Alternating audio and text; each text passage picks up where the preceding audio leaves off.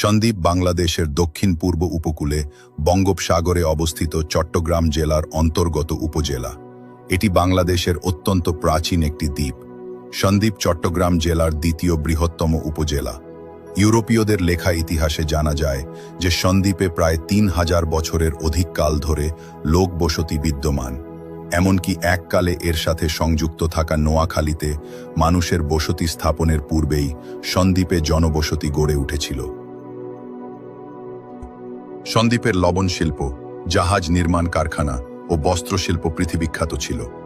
উপমহাদেশের উপকূলীয় এলাকায় অবস্থিত হওয়ায় পৃথিবীর বিভিন্ন অঞ্চলের ভ্রমণকারীরা এই অঞ্চলে এসে তাদের জাহাজ নোঙ্গর করতেন এবং সহজ বাণিজ্য ব্যবস্থা এবং পরিবহন সুবিধাদি থাকায় এই অঞ্চলে ব্যবসা এবং বসতি স্থাপনে আগ্রহ প্রকাশ করতেন।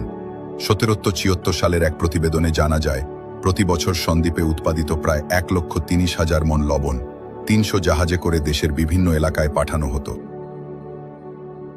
সন্দ্বীপ এককালে কম খরচে মজবুত ও সুন্দর জাহাজ নির্মাণের জন্য পৃথিবীখ্যাত ছিল। ইউরোপের বিভিন্ন এলাকায় এই জাহাজ রপ্তানি করা হতো।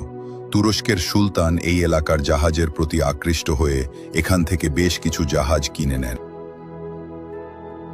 ভারতবর্ষের মধ্যে সন্দ্বীপ ছিল একটি সমৃদ্ধশালী বন্দর। লবণ ও জাহাজ ব্যবসা, শস্য সম্পদ ইত্যাদির প্রতি আকৃষ্ট হয়ে ১৬ শতাব্দীর মধ্যভাগে পর্তুগিজরা সন্দ্বীপে উপনিবেশ স্থাপন করেন। এছাড়া ভ্রমণ ও ধর্মপ্রচারের উদ্দেশ্যে ফরাসি ও ওলন্দাজ পরিব্রাজকরা প্রায়ই সন্দ্বীপে আগমন করতেন। ১৬১৫ সালে পর্তুগিজদের সাথে আরকান রাজ্যের যুদ্ধে ২০০ জন সৈন্যসহ পর্তুগিজ সেনাপতি ইমানুয়েল মার্তুস নিহত হন এবং পর্তুগিজরা সন্দ্বীপ ত্যাগ করলে ১৬১৬ সালে মগরাজ সন্দ্বীপ দখল করে। এরপর সন্দ্বীপে আরকান ও মগদের প্রাধান্য থাকলেও তাদের পরাধীনতাকে অস্বীকার করে এ অঞ্চলে প্রায় অর্ধ শতাব্দী শাসন করেন দেলোয়ার খাঁ। ১৬৬৬ সালে তার রাজত্বের পতন ঘটে এবং মোগল সরকারের অধীনে জমিদারি প্রথার সূচনা ঘটে, যা পরবর্তীতে ব্রিটিশ রাজত্বের অবসানের সাথে সাথে বিলুপ্ত হয়।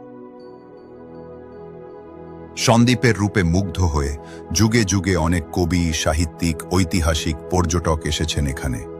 ১৩৪৫ খ্রিস্টাব্দে ঐতিহাসিক পর্যটক ইবনে বতুতা সন্দ্বীপে আসেন।